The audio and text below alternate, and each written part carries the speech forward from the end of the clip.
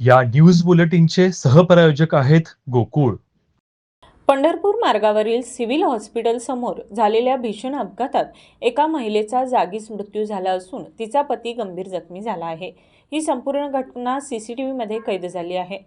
अपघातात ठार झालेल्या महिलेचे नाव नंदनी मच्छिंद्र दौलतडे वय 32 असे असून जखमी पतीचे नाव मनोज कृष्णदेव दौलतडे वय 32 असे आहे।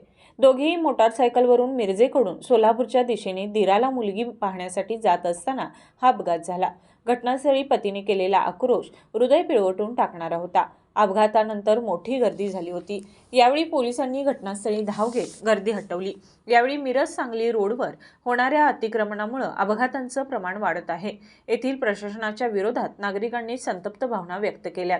मिरज शहरामध्ये सिव्हिल हॉस्पिटल समोर आज एका डंपरने महिलेला ठोकरल्याने त्याचा जागीच मृत्यू झालेला आहे। मिरज शहर या अतिक्रमणाच्या विळख्यातून कधी मुक्त होणार?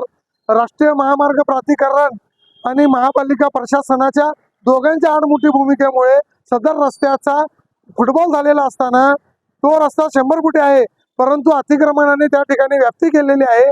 त्यामुळे नागरिकांना जीव वाचवण्यासाठी तारेवरची कसरत करावी लागत आहे। मिरज शहरातील अतिक्रमण काढण्याकडे महापालिका प्रशासन का दुर्लक्ष करत आहे? मिरज शहर परिवर्तन समितीच्या वतीने वारंवार शहरातील प्रमुख रस्ते अतिक्रमण मुक्त करण्याची मागणी महापालिका प्रशासनाकडे करण्यात येऊन देखील महापालिका प्रशासन कुणाच्या दबावाला बळी पडते? मिरज शहरातील गांधी चौक ते पंढरपूर रोडकडे जाणारा जो रस्ता आहे तो 100 फुटी रस्ता असताना त्या ठिकाणी अतिक्रमण काढण्यास महापालिका प्रशासन दुर्लक्ष का करत आहे? या ठिकाणी या मृत्यूला कारणीभूत असणारा महापालिका प्रशासन व संबंधितचे ठेकेदार आहेत राष्ट्रीय प्राधिकरणचे, यांच्यावर देखील सदोष मनुष्यवधाचा गुन्हा दाखल झाला पाहिजे।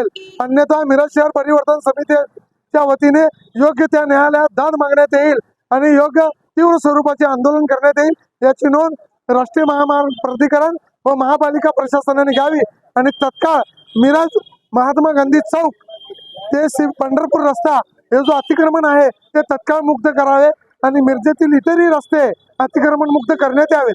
मिळालेल्या माहितीनुसार नंदनी दौलतडे या मोटारसायकलवर पाठीमागे बसल्या होत्या।